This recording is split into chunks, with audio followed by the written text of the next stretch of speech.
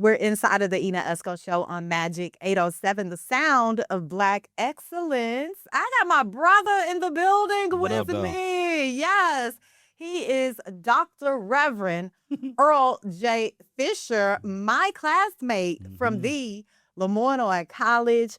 A lot of the students are absolutely enamored with you, Dr. Fisher. Did you know that? No, not really. They love to take your class. That's what I mean. Yeah, that's true. That's true. Some of them don't do that. I don't know why. Most of them failing anyway. No, I'm just playing. They are not. Yeah, not. I got some wonderful students, and we got a wonderful campus. It's a joy to be back at home in this capacity, both as the assistant professor of religious communication and Africana studies, and the inaugural dean of chapel. It's just a good thing to be back. Did you hear what he said? Our The beloved alma mater. Yeah. Dean of Chapel. We're going to get into some discussion on the inaugural Dean of Chapel role. But I do want to kick it off with a little life update. Like, you are actually on summer break, but I think you're still working. What does summer look like as a professor here at the LeMoyne-Owen? Well, I mean, for somebody who is a researcher and doing scholarship, I mean, you're always reading something and writing something, you know. And then there's been a lot of developments in the state of Tennessee that has drawn my attention relative to my pastoral platform and activism, because I'm also pastor of the Blackest Church in Memphis and Shelby He has County. a lot of titles. Abyssinian Missionary Baptist Church. And so, of course, you got to focus on your pastoral duties over the summer. You got to do your research stuff over the summer. I'm a loving husband. I got to make sure I get some quality time with my lovely Denise. And so there's been some travel that I've done over the last couple of weeks, you know, for some business stuff and then some personal stuff. I got a chance. You know, your former classmate too, my hometown, one of my best friends, Tay celebrated his 50th birthday. Yeah, so I went to Benton Harbor for that. But you know, the summer is a unique time because you're supposed to be reloading and retooling, preparing for the fall from an academic standpoint. But you know, what's happening with redistricting in Tennessee, I've been doing a lot of community organizing, especially of Black faith leaders and Black faith communities and congregations across the state now because of what happened with redistricting. And then also trying to read and do some writing of my own as I prepare for some of my fall classes. Wow. I didn't hear you mention the founder and curator of Up the Vote 901. 901. Yeah. Man, you know, sometimes when you work like a slave and get paid like you less than one, you forget some of the things you do because you do so much. Yeah. And so Up to Vote 901, of course, has been at the forefront of a lot of what's happening with the redistricting process. From, you know, I was named in a lawsuit, you know, against the state trying to get them to overturn. Is that the one that was dropped today? That Yeah. As a matter of fact, yeah, I'm supposed to go on one of the local news stations later on to talk about it. So you getting the exclusive. Look, Ina Esco gets the exclusive from her brother. So yeah, I know that's right. You know, several different lawsuits that were filed, and I was named as one of the plaintiffs, and the same one with Steve Cohen and Justin Pearson and some others, because the way that they have redone the maps really violated some of our First Amendment rights. As you start talking about educating people on the political issues, they really put us at a disadvantage. And so when you saw how some of the courts were ruling, ultimately you realize that the arguments we were trying to make were going to ultimately fall flat because of how the judges had maneuvered. So for instance, one of the things we wanted to do was get an injunction, which is to say you stop with the maps to begin with until after we figure all of this stuff out in court. When the judge denied that, then now as time goes on, it becomes more and more complicated to go back to the original makeup of the state. And so that was one of the reasons. There are several others too, but just from a legal standpoint, it was just not as advantageous. So Up the Vote has been doing a bunch of voter empowerment symposiums and sessions. We got one coming up on June the 27th, which will be a Black Civics class 101. You know, we recently did the Numbers Over Narratives piece. And then I and other faith leaders helped to produce the Souls to the Polls rally that took place this past Sunday at Mississippi Boulevard Christian Church. There were about 1,250 people there. You know, and I think they said there have been... That was a great turnout. Yeah, I think it was a wonderful turnout. And I think we could have even done better. I think there was a lot of things. Scheduling conflicts, and since it rained earlier that day, you know, and it's on a Sunday evening. I'm one that hardly as ever. Denise will tell you, I was sitting up there complaining and murmuring about having to get up and go to something Sunday evening. But I think it was a wonderful turnout, and people received a lot of good information and some inspiration. And now the next steps are putting some concrete canvassing plans into the hands of some of the local pastors so that we can fill in some of those gaps. Because, as I've been saying, the last presidential election in 2024, there were 1.7 million people who were registered to vote that did not vote. And then in Shelby County, there was 275,000 people who were registered to vote that did not vote. So no matter what kind of demographic we think is turning out, and there are some that are turning out higher than others, none of us are turning out at the level by which we could or should. No demo. No demographic, including the church folks. So I even said from the podium, I'm like, if it's 275,000 people who sat out, you best believe some of them are in the churches. Why Some do of you them, think they're sitting out? I think it's generally because they feel like they have inadequate information, or they feel a level of apathy.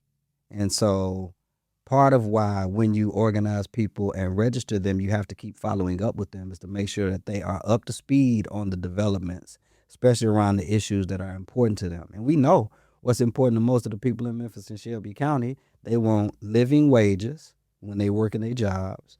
They want an educational system that they can be proud of and trust that if they send their kids and their children and their family members to those schools, they'll get what they need to be prepared for the workforce, or to come to a place like LeMoyne-Owen College. Shameless plug. Hello? They want access to health care. They want housing that is reasonable. And then they want some safe communities through public safety, and also safe in terms of the environment, because they don't want to be breathing in toxins. And so when you are telling people about how those issues connect to what's happening in the political process and through who's elected to office and what kind of policies they pass, I think they are more inclined to turn out. But we haven't been doing that like massive voter education stuff. You got people who register people and then don't touch them no more, and then just expect for them to go to the ballot box. So what we are doing with Up to Vote 901, with the Black Clergy Collaborative of Memphis, with the African American Clergy Collective of Tennessee, is in our faith-based communities, providing some of our faith leaders and some of their congregation members with some information and some training so that we can fill those gaps.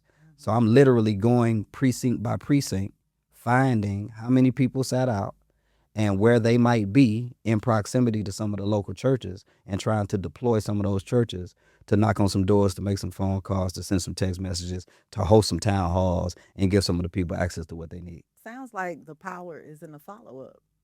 Yeah, I mean, it's a whole process, but we live in a generation and in a moment in history where people would much rather follow the flashpoint than what it takes to build up to that flashpoint, or what it takes to follow up after the flashpoint. Okay, I got Dr. Reverend Earle Fisher in the building with me on the Ina Esco show on Magic 807. Now, as it relates to your students, when you talk about having them engaged in hmm voting, hmm what are their perspectives? Yeah, so I think most of them come with a level of ambivalence because they don't really understand the severity of the electoral process, but they know it's important. And so they don't want to be left out. They know that they should be registered. They know that they should participate. But I'm grateful that, I teach several classes here. I teach freshman seminar, right? So these are people coming straight out of high school, or who haven't been in school for a long time, coming back to school, trying to get information on what it means to be, black and educated in this moment. I got sophomore seminar. So people who we've talked to, I I didn't teach. know there was a sophomore Oh seminar. yes, oh yes, Okay, oh yeah. okay. There's freshman seminar, sophomore seminar. I'm teaching religion classes, and I'm teaching communication classes. And in every last one of those classes, with all of those students, you can best well believe we're talking about the political issues of the day, whether they are reading some of my op-eds or looking at some of my interviews in public speaking classes, whether we are looking at historical developments and the role that LeMoyne-Owen College has played with protests in the past, the integration of the libraries, right? So they come in with a level of ambivalence, but also a level of curiosity. And if you can gain the trust of them, there have been students who were not registered to vote. They got registered because of conversations we had Mm. on the spot. I'm like, nope, pull your phone out. Go to govotn.gov. Click that link. Okay, and they getting registered on the spot and saying that to some of the other classmates too. So it's a wonderful opportunity. It's a beautiful time to be at a campus like this. And I think that our students have the capacity to make the changes that we need. We just have to give them the consciousness to make that change. What would you like to see LeMoyne-Owen College do to encourage students to vote on a big level? Yeah, so I do think that there are some things we can do organizationally. I recall one of the chapel services, the soul sessions that we did last year, Dr. Michael and Easter Thomas, we did a kind of politics chit chat. I think Mikhail Lowry was there, Tori Harris, and JB Smiley, if I'm not mistaken. I think we can do more of those, and they don't just have to be during the Chapel Soul session, because I'm not doing a Chapel Soul session like that every month, okay? But it is moments that we can have similar to that, where you give the forum space to the campus and you allow the students and the faculty, because some of the faculty are not always up to speed on what's happening, especially faculty who might be coming in, transitioning from other parts of the country, who need to get grounded and acclimated in what's happening in Memphis and Shelby County in the state of Tennessee. Those are opportunities. I think about folks like the elder Dr. Mock, Dr. James Mock. I know he holding it down in the political science classes, and I think as long as our faculty are making the most of the opportunities, that's one thing. But there is more that the campus and the college can do institutionally and formally to give us more of a platform. But there have been some things, like there have been, debates that were hosted in the little theater. There have been candidates who've come to campus. There's been canvassing opportunities. So there's a lot that can be done, but we need to do all we can, especially in this moment. And especially when you think about the history of LeMoyne-Owen College and the students and just the institution at the forefront of a lot of civil rights changes here in the city of Memphis. So that would be great at this moment in time to see us really make a difference. Our Chapel Soul Session theme last year was Living the Legacy, and we were trying to make sure that the students and the faculty and the staff and the community understood what you are inheriting when you come to a place like this, whether you come in as a student, like we were when we first came, whether you come as a staff member now, trying to implement some of the things that are important for the students, like what's happening at Magic 807 Radio and the Lowry Communication Center, whether what's happening in the classroom as a faculty member or just as a community member. When you are connected to this institution, you have a responsibility to uphold its legacy. And that legacy is one of activism and engagement, from Camp Shiloh to Lincoln Chapel to LeMoyne Normal to Owen Junior College and to now our LeMoyne-Owen College. Like that's a legacy. Like, I don't consider it coincidental or happenstance when somebody comes to this institution. I know I came on a basketball scholarship, but clearly God had other stuff in mind. What has evolved? Good God Almighty. I'm still asking God. Yo, Jay-Z said, gotta be crazy. Y'all, nigga, we surprised. This is not what I had in mind, but I definitely think that this was part of God's plan.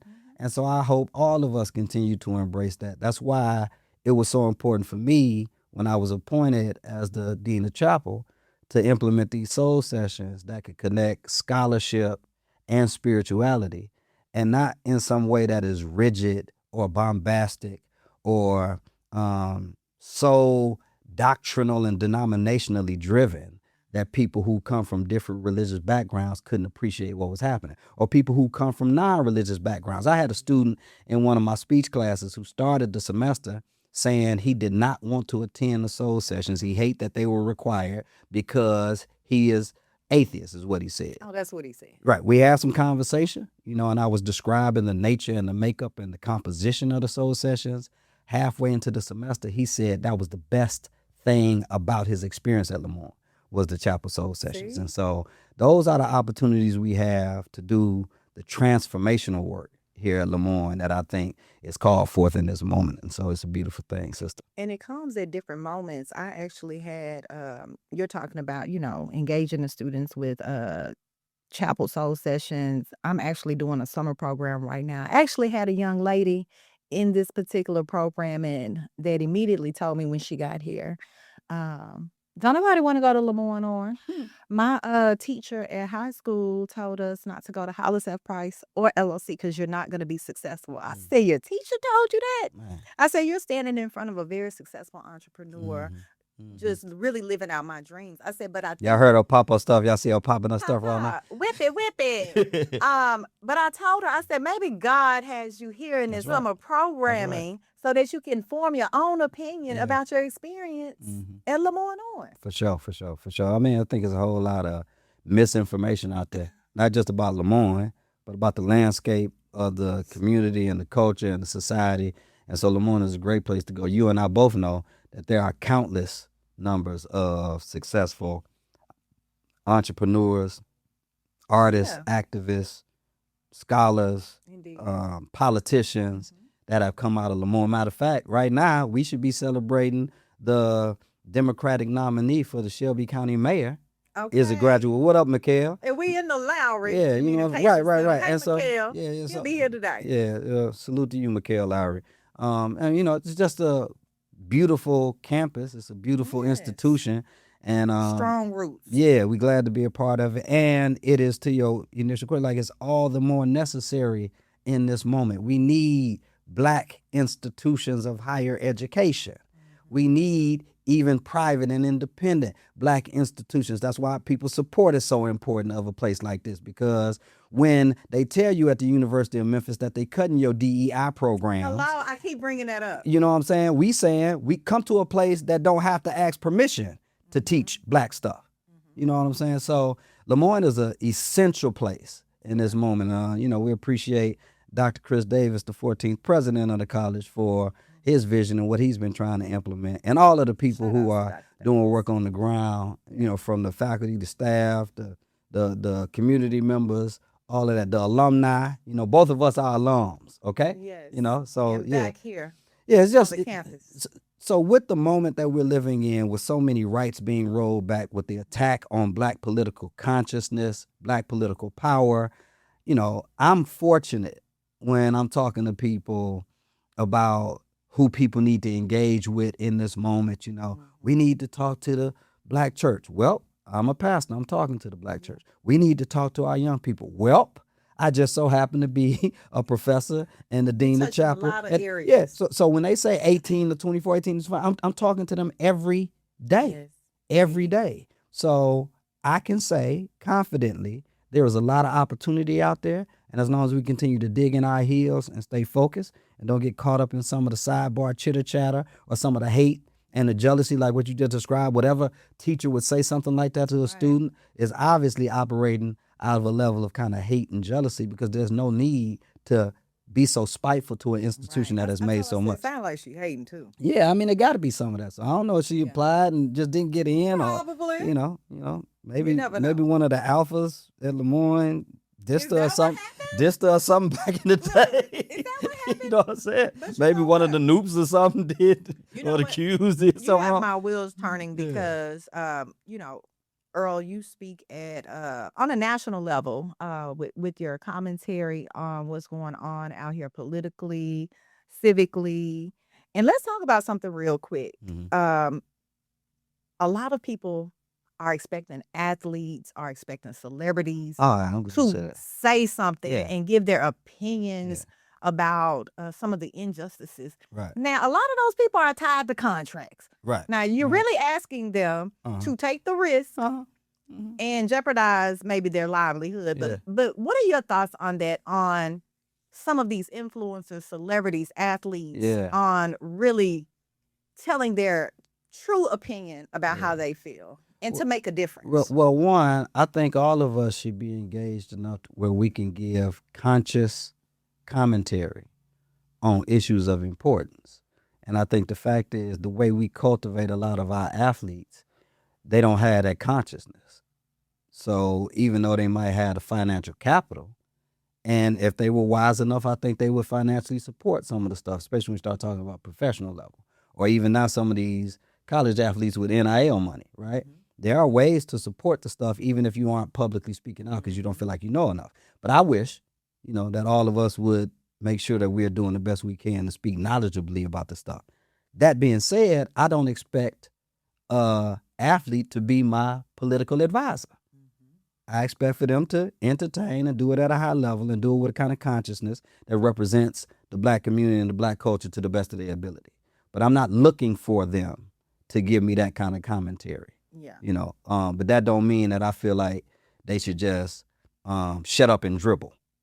Gotcha. I'm not saying that they should do that. Gotcha. As a matter of fact, this afternoon, I'm going to be going over to the University of Memphis because of my dear brother, Rodney Salisbury, who was one of the assistant coaches for the Memphis Tigers football team. And I'm doing a session on voting.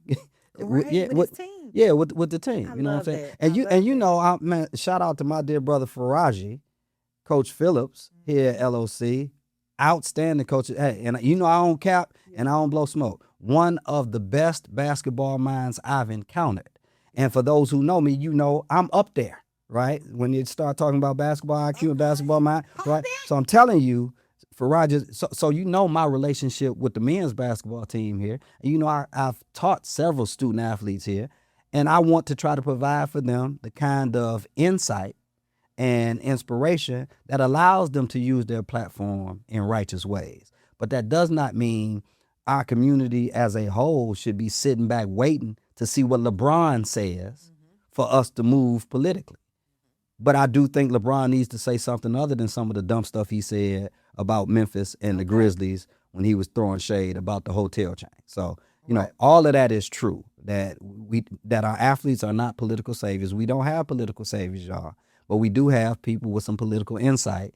And our athletes should be grounded in a kind of consciousness that does not allow them to be easily exploited as athletes or entertainers. But at the end of the day, we need the people who have done deep study in these issues and been at the forefront of these issues and done this work to give us our marching orders. Man, prime example, you know, the NBA finals are going on right now. Yeah.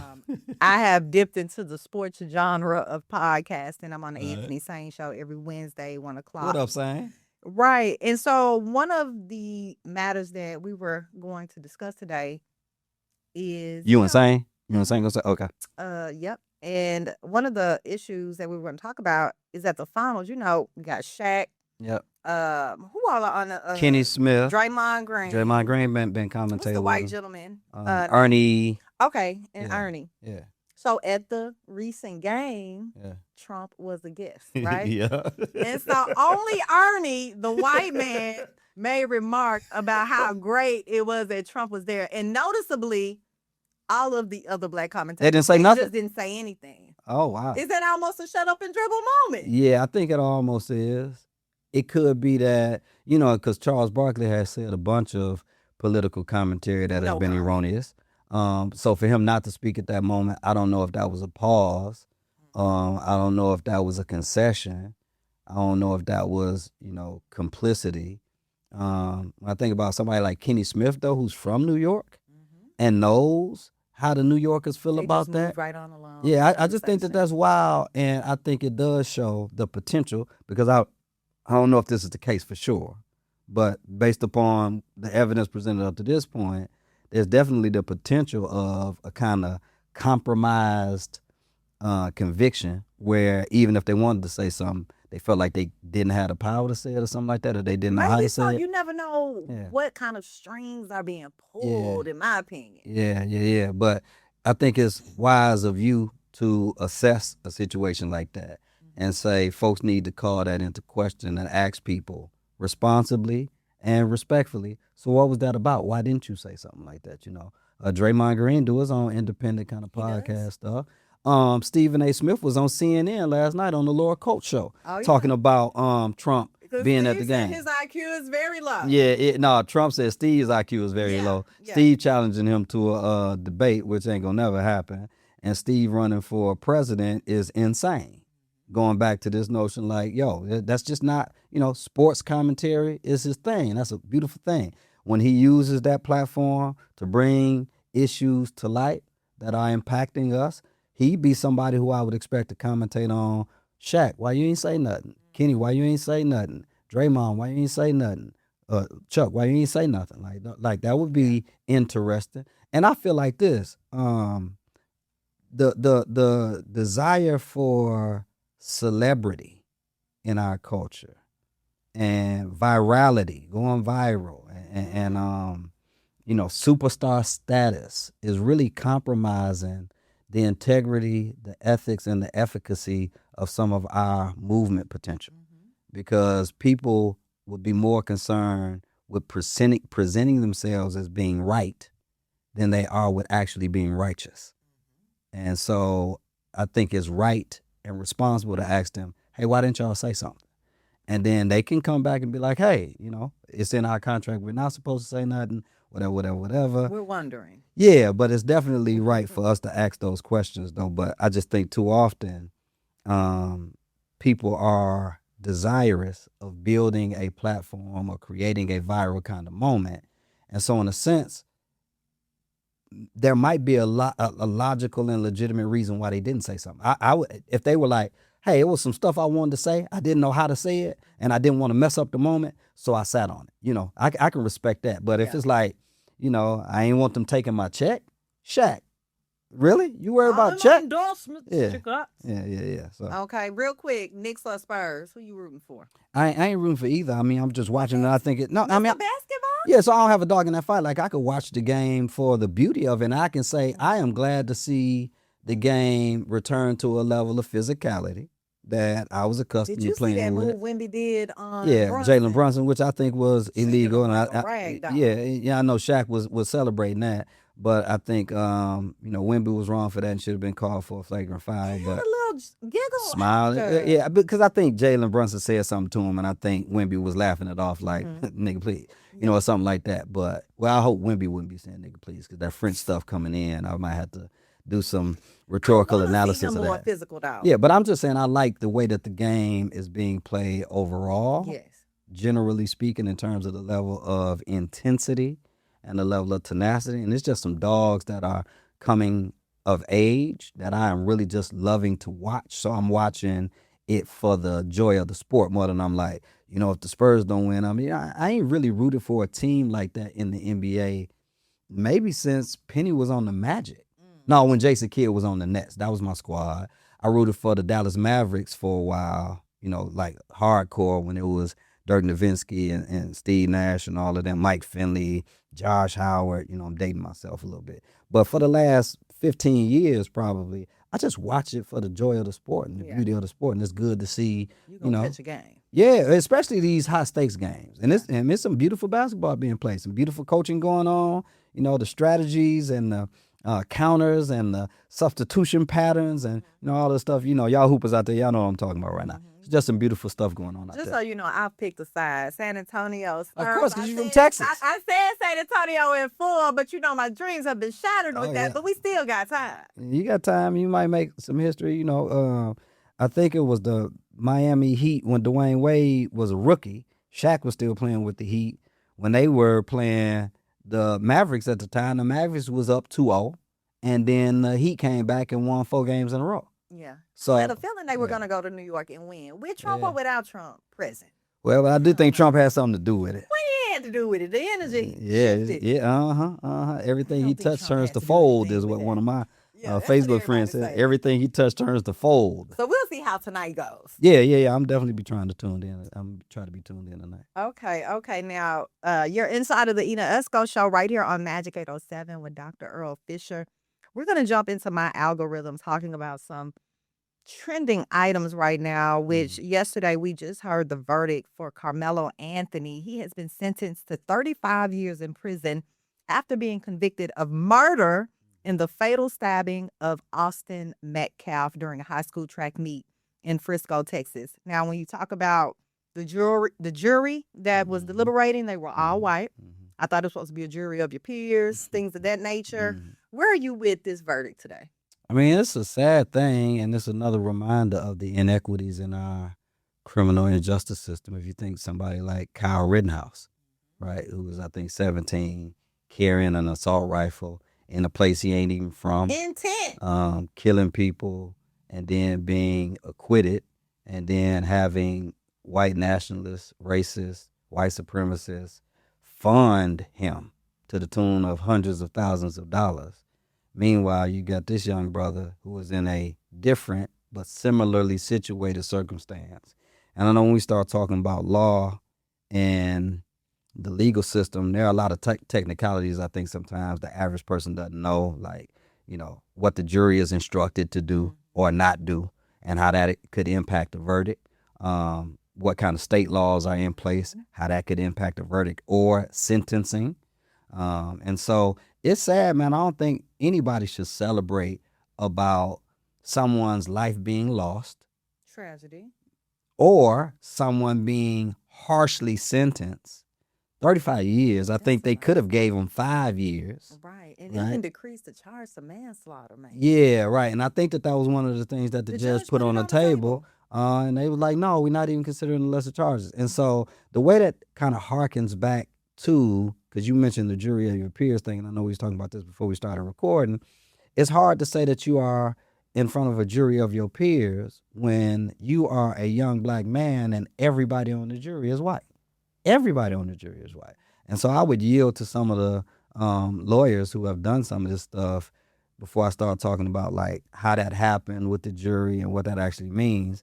But I think at the end of the day, it's a tragic thing, and it happens too often and inequitably for our young black folk in those systems and in those situations, whereby when it is our white counterparts, they seem to be met with a level of grace. I think it was Carlissa Shaw who was commentating on her Facebook post yesterday and saying that the studies are showing, that there are these inequities in sentencing, inequities in jury selection, inequities in jury deliberation. And so here's another catastrophic example Catastrophic. of how slippery the slope is Astounding. for black folks. And, one wrong move where somebody would be arguing self-defense. Now they like, nah, ain't no self-defense for you niggas. Yeah. Very similarly, Ricky Chow. I'm not familiar with the Ricky Chow Ricky situation. Chow was the owner. He's an Asian owner of an Asian Oh, yeah, store. yeah. Was this in California? Back in South Carolina. Okay. South Carolina. Is this recent? Yes. Okay. The young black boy went into the store. Okay, and he shot him in the back. Yes. Okay, yeah, so I did hear that. And he was not guilty. Yeah, yeah. And they chased him and shot him in the back. Yeah, but just imagine though, because I'm referring to something that happened in LA in the 90s when a sister was shot in a Korean store. So many. That's my point. Yes. That's my point. So, that's why I'm glad that there are studies and stuff out there, people doing the research to give us the righteous information so that we can draw some righteous conclusions and maybe develop a more righteous path forward, because this ain't it. This ain't it. Wow. Yeah, a lot of people are sitting with this information today, digesting the verdict. I'm seeing a lot of talking pieces. I'm also seeing a lot of people that are taking the mind of he should have walked away. Yeah, man. I mean, I try not to like overanalyze we weren't what there. folks right. And look, I reserve the right to not walk away too. I reserve the right to defend. Yeah, because sometimes you gotta pop out and show niggas. Because if you don't do that, then the way people will try to run over you, or disrespect you and disregard you. Now, look, I get the assessment and the criticisms of don't throw everything away over one altercation. And I'm also saying life is fragile.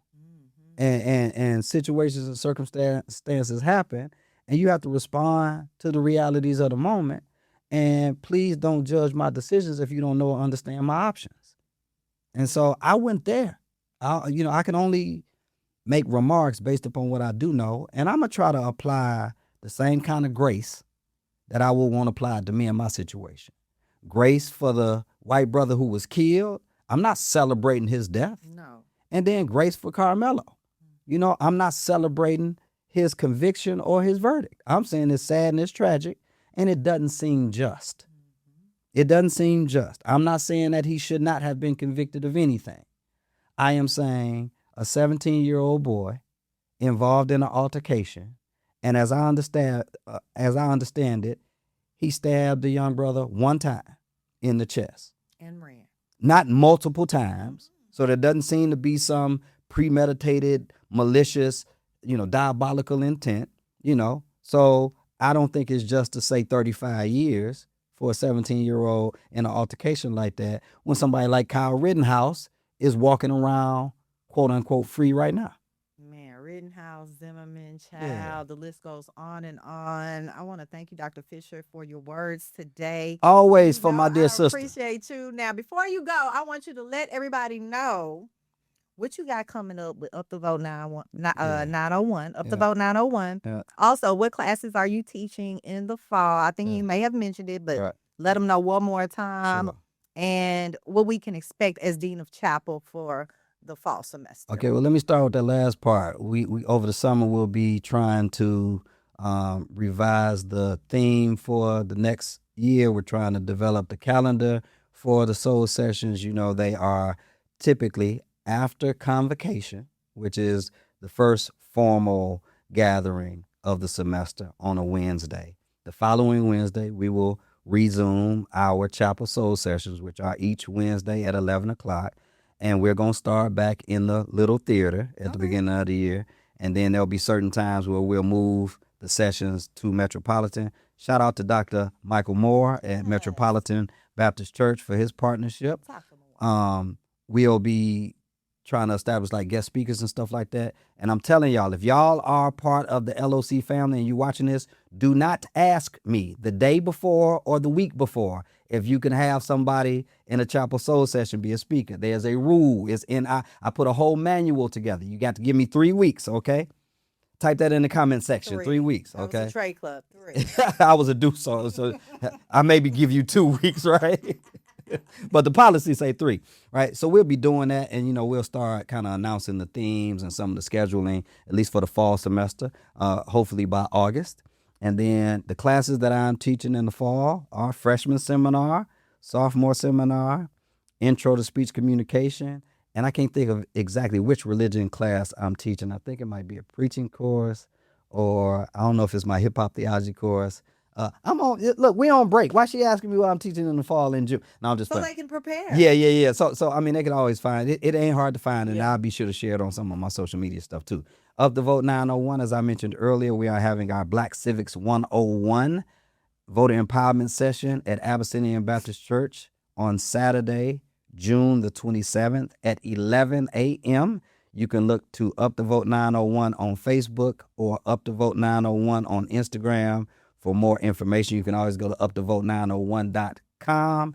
And other than that, man, I salute my sister, man. What you have been doing in this spot is so dope. I'm glad to see appreciate your vision for the Lowry Center and all of the podcasting with the students and the different podcasters and community members come to life. You're interviewing all of the dope guests. I'm glad you let me slide back in. Oh, you already know. I think you're going to be a friend to the show. Yeah, I hope to be a friend to the show. She's been Yes. trying to get me to do a I just walked podcast, across but the street. God ain't said the same right now. Let me tell you how. Didn't y'all hear her talk about all of the stuff I'm doing? So much stuff, I'm forgetting stuff, and now she trying to add one more thing. I'm trying to add one more thing, either a radio show or a pod, but I know Dr. Earle is very intentional with his time. I know that, so I'm going to be patient with you. Please be patient. I'm with me. working God in is your not through. schedule. God is not through with me yet. God is not through with you yet. As always, thank you, my brother, Appreciate it, Dr. Reverend 06 to the Pastor good bros. Earle J. Fisher in the building with me today on the Esco Show. Thanks so much for tuning in to Magic 807.